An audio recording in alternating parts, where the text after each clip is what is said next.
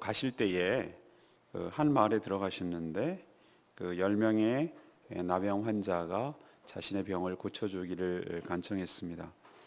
주님은 그들에게 불쌍히 여겨서 제사장에게 보이라 그렇게 말씀하셨고, 그들은 제사장에게 보이러 가는 길에 모두 다 나왔습니다.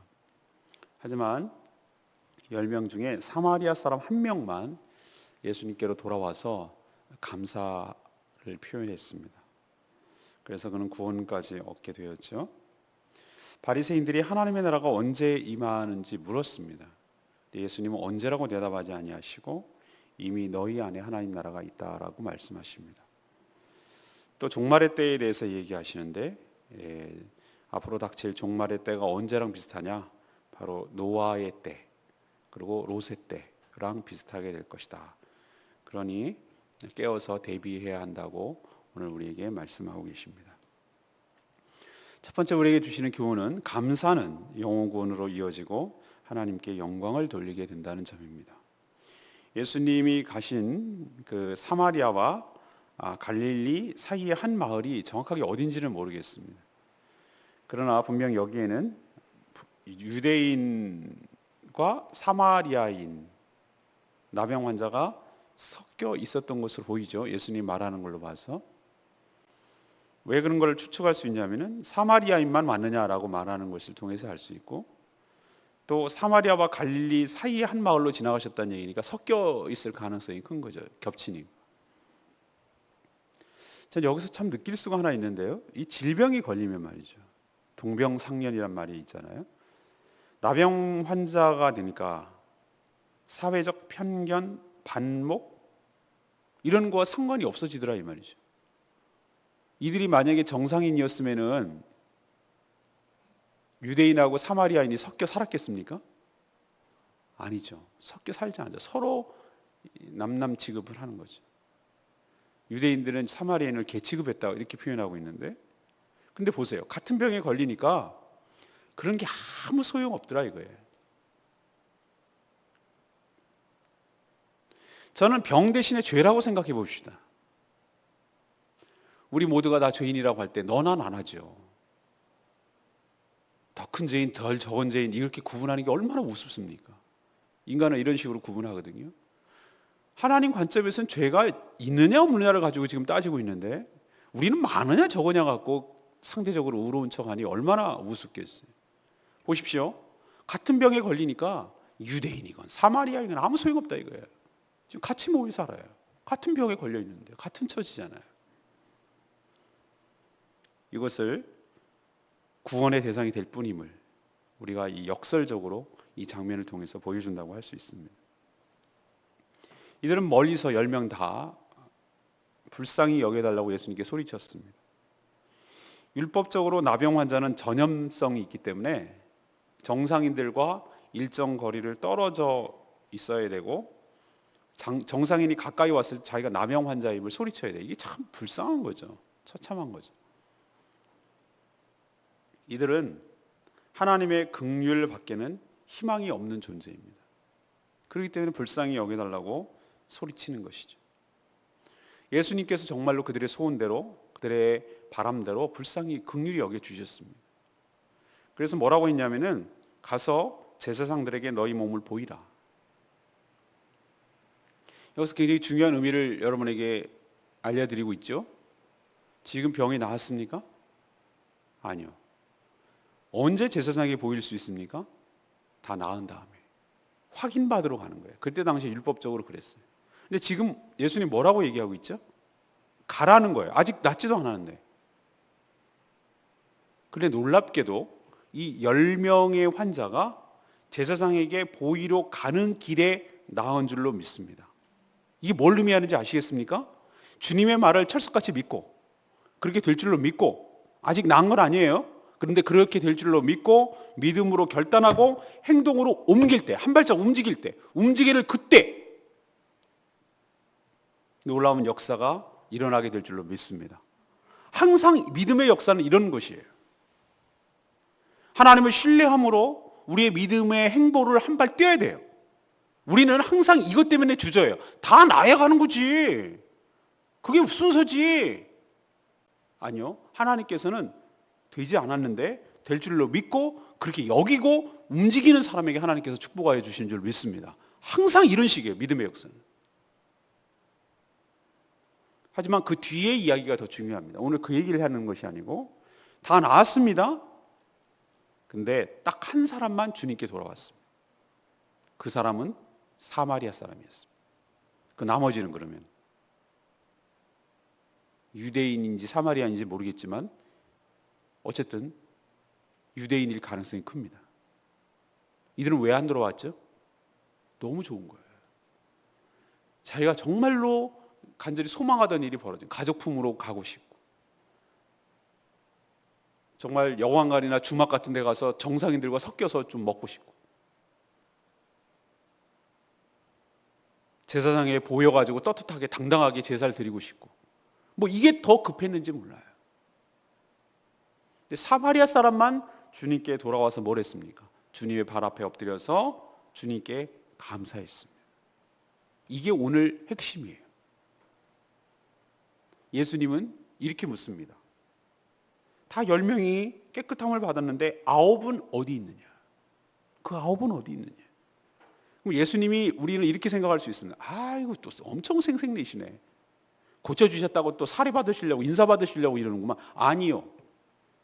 그 병이 나아서 나병이 치명적인 고칠 수 없는 피부병인데 그 나병이 나아서 정상적으로 살아가서 돌아간들 그 죄가 용서받지 못한다면 여전히 죄인으로 살다가 죽을 죄인이라면 그게 무슨 의미가 있겠습니까?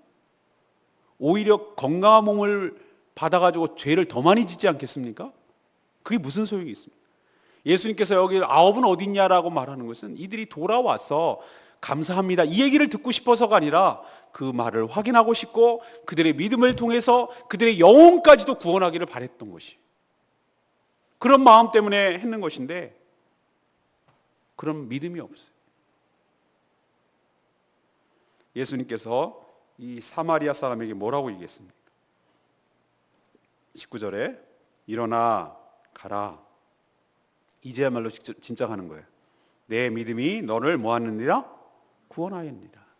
병은 이미 제사장에게 보이러 갔을 때 치료되었고 여기서 지금 말하냐는 건 무엇입니까? 너의 영혼이 구원받았느니라. 그러면은 뭐가 다 회복이 된 것입니까? 육체가 회복이 되고 그 영혼이 구원받은 역사가 일어나는 것이 영육이 다 구원받는 것입니다. 이게 바로 하나님께 영광이 돌리게 되는 것이고 이것이 온전한 치유, 완전한 회복이 일어나게 되는 줄로 믿습니다. 우리 삶에 놀라운 역사와 기적을 일으켜 나가는 열쇠가 무엇인 줄 아십니까? 감사입니다. 감사. 그 사람이 지금 현재 상태가 믿음이 정말로 있고 또 하나는 성령으로 충만하고 정말 영적으로 온전한 상태인가 아닌가를 뭘로 보면 아냐면 여러분 스스로도 알 수 있어요. 내 입에서 감사가 나오는가 아니면 감사의 반대인 불평과 원망과 짜증이 나오는가 이거 보면 금방 알 수 있어요. 상황이 문제가 아니에요. 상황이 문제 아닙니다. 우리는 어떤 조건을 갖춰줘야 감사할 거라고 생각하는데 천만의 말씀. 여러분 점점 이제 삶에서 느끼실 거예요. 그것 아니에요. 모든 주어진 것들에 대해서 모든 되어진 것들에 대해서 그것이 하나님의 손길이 느껴지고 하나님의 은혜가 느껴지고 그 하나님의 은혜에 감사한 마음이 생긴다면 그것은 내 조건과 상황과 상관이 없이 바로 내가 구원받은 상태로 구원받은 자로 살아가고 있다는 증거인 줄로 믿습니다. 감사가 입에서 끊어지지 않을 때 그 감사는 마중물처럼 또 다른 감사를 불러드립니다.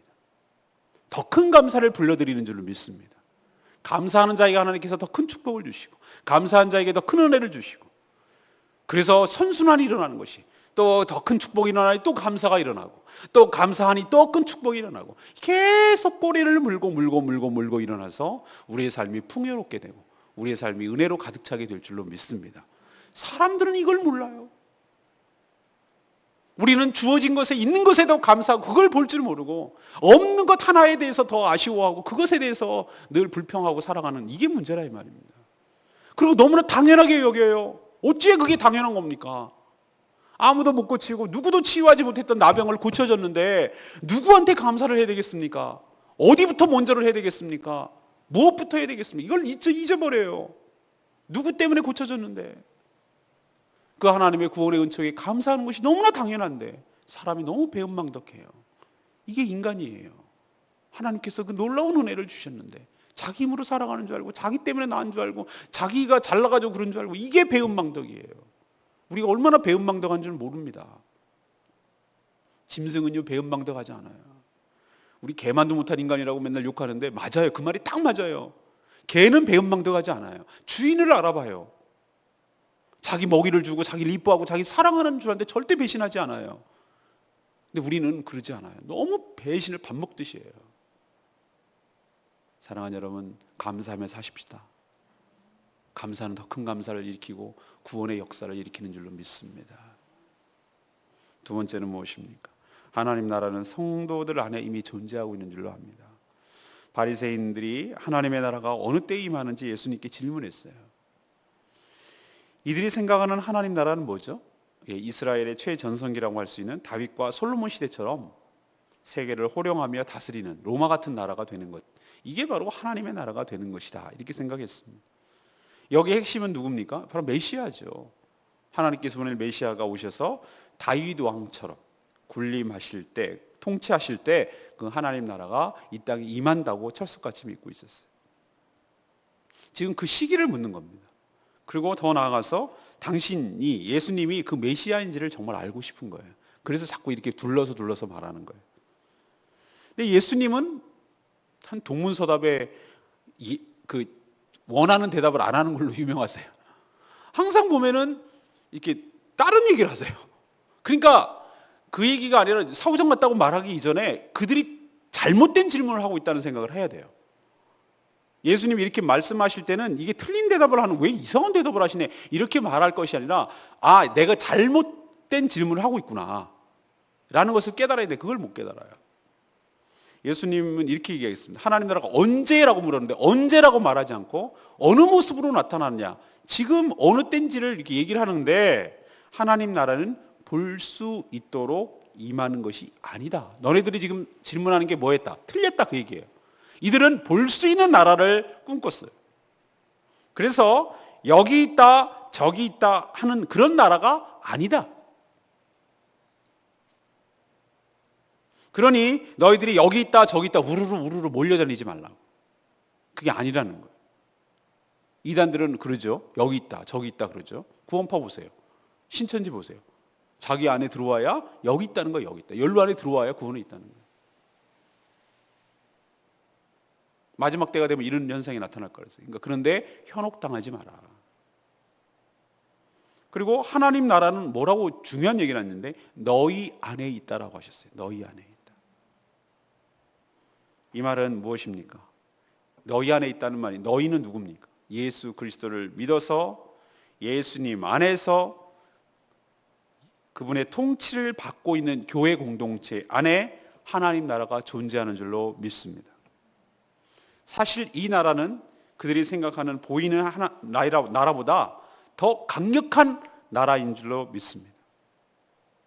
예수 그리스도를 믿는 사람들이 그런 공동체를 이루고 그 안에서 하나님의 통치를 경험할 때 하나님 나라는 강력하게 일어나는 것이, 그래서 어둠의 세력들이 감히 침범하지 못하는 것이, 그 영광을 가로채지 못하는 것이. 왜? 하나님의 영광이 이 가운데 있고 하나님의 통치가 이 가운데 있고 하나님의 위엄이, 하나님의 능력이 이 가운데 있기 때문에 어둠의 세력이 감히 넘보지를 못하는 것입니다.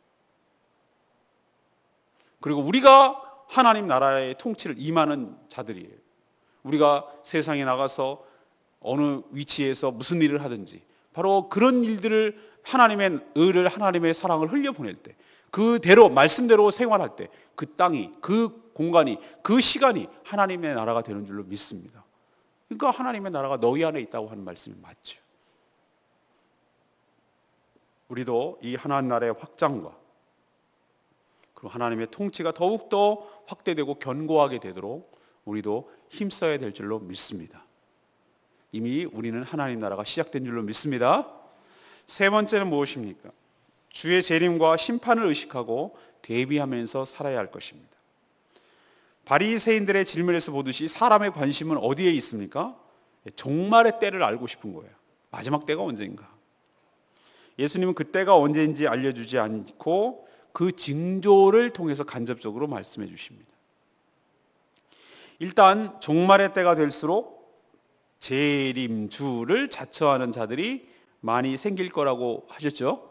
그래서 현혹할 것이라고 했어요. 여기 있다 저기 있다. 근데 거기에 뭐 하지 마라? 넘어가지 마라. 우르르 몰려다니지 마라. 예수님 오실 때는 번개처럼, 번개 한번 딱 치면 다 보이죠? 주변에 있는 사람들이 다 번쩍거리는 걸 다 봅니다. 그렇게 다 보이도록 또 순식간에 그렇게 임할 것이라는 것을 우리에게 가르쳐 줍니다. 공개적으로 모든 사람이 다 알 수 있도록 온다는 것이죠. 그리고 그때가 언제인가, 그 시기가 언제인가, 바로 과거의 노아의 시대와 롯의 시대와 흡사할 것이다, 비슷할 것이다 라고 얘기하고 있습니다. 그럼 그때가 언제죠? 종말에 대한 그 인식이, 의식이 희박해져 있어요. 그런 의식이 없어요.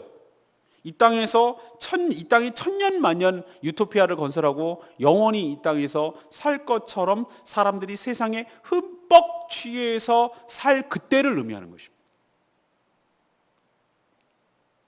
하나님은 충분히 경고하고 또 시간을 주었으나 하나님의 심판에 대해서 전혀 대비하지 않고 있다가 갑작스럽게, 그들의 입장에서 보면 갑작스럽게 당할 그런 것이 종말입니다. 그러니 종말의 때에 예수님 뭐라고 그러냐면 롯의 아내를 생각하라, 이 얘기를 뭐냐면은 롯의 아내처럼 썩 없어지고 타버릴 이 세상에 뭘 두지 마라? 미련을 두지 말라, 그 얘기를 하는 겁니다.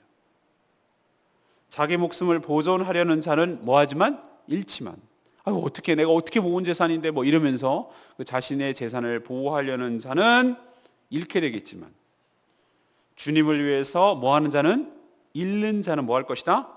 살 것이다. 구원은 주님을 믿고 영접한 여부에 따라서 개별적으로 일어나는 것입니다. 그러니 주님이 언제 오시더라도 당황하지 않도록 그것을 늘 의식하고 대비하면 살면 그게 뭐가 문제가 되겠어요? 왜 언제인지 알 필요가 뭐가 있겠습니까? 언제 봐도 상관이 없는데. 여러분 그렇지 않습니까? 대비하지 않고 살기 때문에 이게 그때만 하려는 심보 아니겠어요? 근데 대비하고 살고 언제든지 오는데 뭔 상관이 있어요? 언제 오더라도 상관없는 거죠. 그것을 의식하고 준비하고 대비하고 살면 오늘 오시든 10년 뒤에 오시든 내일 오시든 아무 상관없어요. 때가 된구나 이렇게 생각하면 되는 것이죠. 주님만 그렇습니까? 우리의 죽음도 그렇습니다. 늘 준비하고 갈 준비를 하고 늘 오늘이랄 거라는 것을 생각하고 사는 사람들은 죽음이 와도 두렵고 당황하지 않을 것인데, 나는 전혀 나랑은 상관없다고 생각하면서 사니까 갑작스럽게 닥치기 때문에 그게 두렵고 무섭고 난리가 나는 거예요. 그때 믿음이 없는 것이 나타나는 것이.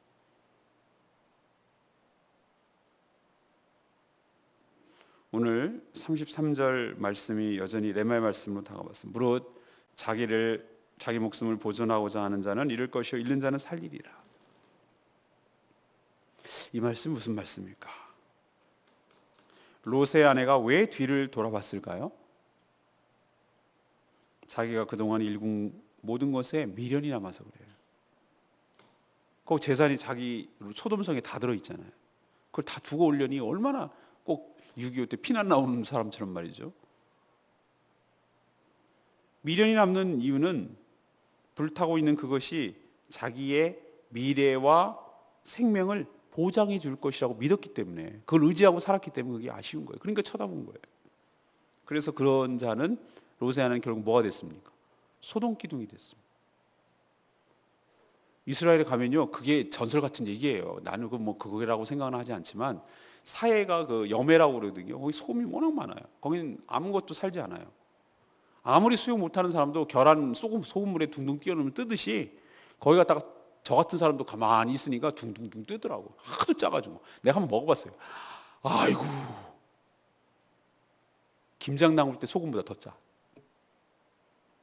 거기서 할 수 있는 거는 머드팩 하는 것밖에 없어. 머드팩.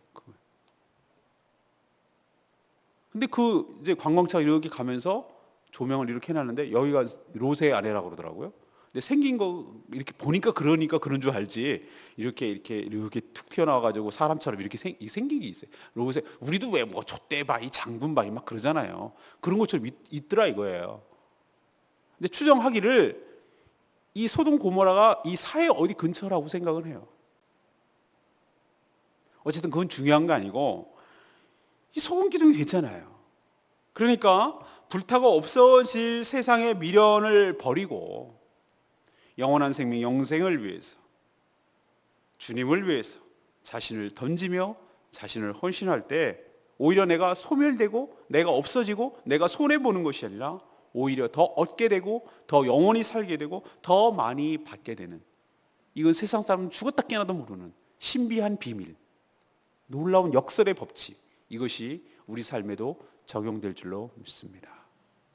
오늘 세 가지 말씀드렸습니다.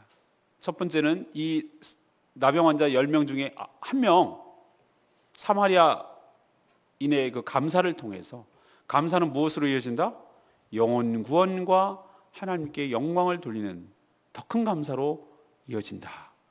여러분, 감사가 입에 달고 사시길 바랍니다.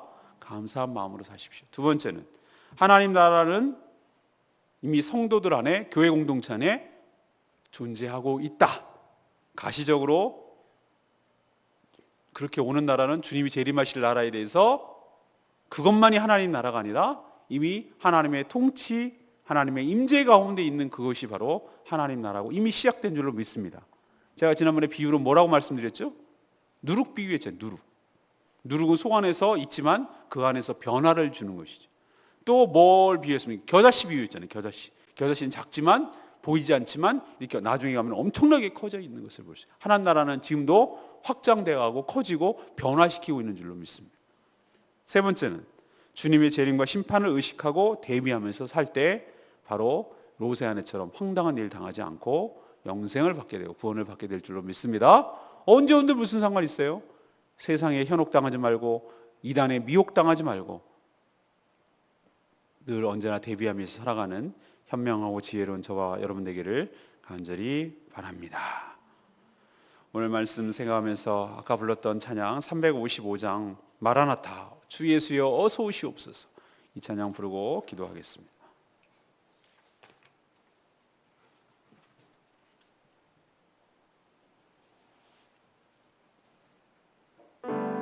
마라나타 그 자체가 주 예수여 어서 오시옵소서, 이 찬양입니다.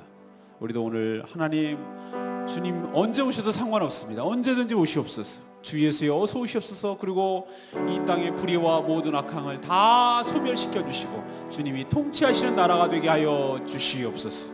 우리 다 같이 오늘 말씀 생각하면서 이 찬양 부르겠습니다. 마라나타 주 예수여 어서 오시옵소서. 땅의 모든 끝 모든 족속 주를 찬송하게 하소서. 마라나타 주 예수여 어서 오시옵소서.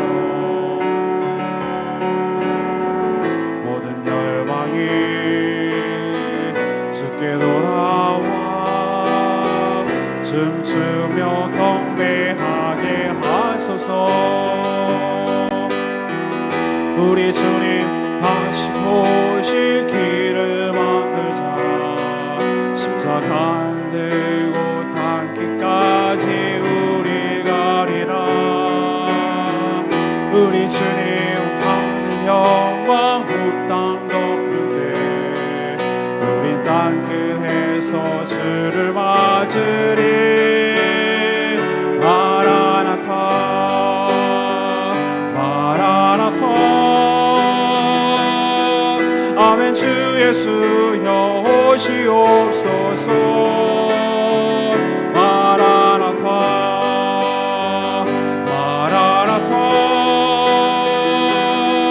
아멘. 주 예수여 오시옵소서. 여러분 정말로 주 예수여 오시기를 간절히 바라십니까? 아니요, 조금 더 있다가요, 더 누리고요, 이러면 이러지는 않습니까? 아닙니다. 주님 오실 때 이 땅의 모든 악이 다 사라지고 하나님이 통치하시는 공의와 정의와 사랑의 나라가 될 줄로 믿습니다. 저는 그 나라를 간절히 소망합니다. 그리고 모든 피조물도 다 그날이 되기를 바랍니다. 질병과 죽음과 아픔과 이별이 다 사라지고 치유와 회복과 평안과 살롬이 넘쳐나는 그 나라를 꿈꿉니다. 이미 시작되었습니다. 주님이 오시고 완성될 줄로 믿습니다. 주님 어서 오시옵소서. 우리를 다스려 주시옵소서. 모든 악을 내쫓아 주시고 주님이 친히 다스리는 나라가 되게 하여 주시옵소서. 우리 다 같이 통성으로 그 나라가 되기를 간절히 바라는 마음으로 주여 외치며 나갑니다. 주여 하나님, 하나님, 하나님 그렇습니다. 하나님 그렇습니다. 우리가 나병 환자 10명을 통해서 감사가 당연한 것이 아니고 감사조차도 은혜임을 다시 한번 확인합니다. 하나님, 오로지 사마리아 한 사람만 주님께와 엎드려서 감사를 표현했습니다.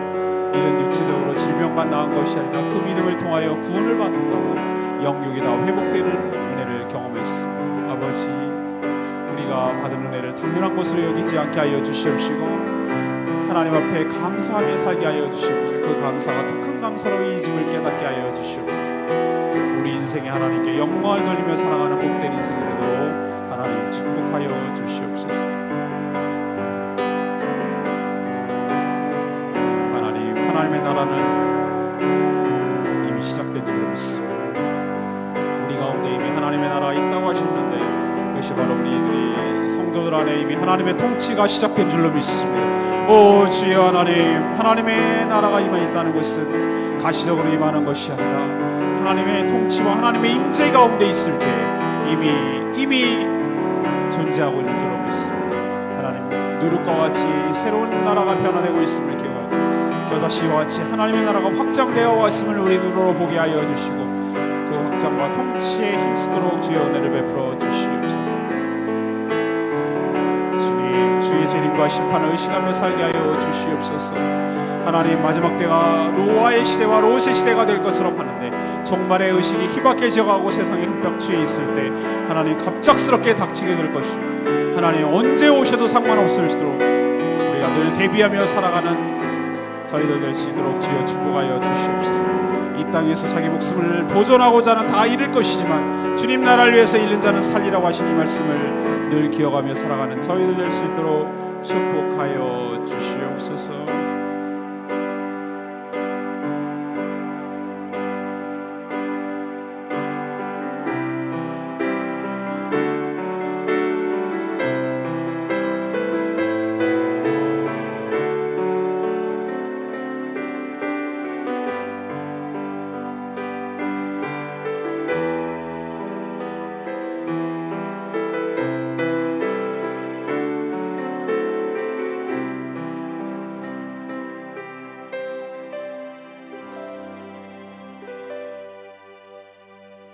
하나님, 저희도 베푸신 구원의 은혜를 당연한 것으로 생각지 않게 하시고 평생토록 감사하며 살게 하여 주시옵소서. 우리의 감사가 더 큰 감사를 가져오고 그것을 통해 하나님께 영광을 돌리는 일이 생김을 기억하고 저희 삶을 통해 감사를 통해 하나님께 칭찬과 영광이 돌아가게 하여 주시옵소서. 하나님 나라는 이미 우리 가운데 시작된 줄로 믿습니다. 그리스도 안에서 하나님의 통치와 임재가 있다면 저희들에게 이미 하나님 나라가 임한 줄로 믿습니다. 저희들을 통해서 하나님 나라가 더욱 확장되어 가도록 그 하나님의 통치가 실현되도록 저희와 저희의 생각과 삶과 판단을 주장하여 주시고 이끌어 주시옵소서. 세상에 취해 살지 않게 하여 주시고 주님의 재림과 심판을 의식하며 대비하며 살게 하여 주시옵소서. 언제 오셔도 상관없도록 그리고 그 나라를 간절히 오시도록 소망하며 사이는 저희들 될 수 있도록 축복하옵소서. 하나님, 바라기는 이 태풍이 무사히 잘 지나가기를 원합니다. 피해를 입지 않게 하여 주시옵시고 하나님, 어려운 일 당하지 않도록 하나님께서 보살펴 주시고 날개 아래 지켜 보호하여 주시옵소서. 거룩한 주일이 내일입니다. 하나님, 하나님께 영광 드리며 예배드리는데 방해되지 않게 하여 주시옵시고 예배드리는 것을 가장 우선하며 하나님께 그것이 참 은혜의 시간이며 축복의 시간임을 깨닫고 주님 앞에 나와 최선을 다해서 가장 좋은 것으로 하나님께 영광 돌리며 예배하게 하여 주시옵소서. 주님, 이 악한 세상에 어서 오시옵소서. 마라나타, 주여 어서 오시옵소서. 그리고 우리를 다스려 주시옵소서. 모든 악한 것들이 다 사라지게 하여 주시옵시고 주님이 친히 다스리는 하나님의 나라가 실현되고 완성되게 하여 주시옵소서. 오늘도 그 나라를 향해 살아가는 저희들 될 수 있도록 복 내려 주시길 원하옵고 예수 그리스도의 이름으로 기도합니다. 아멘.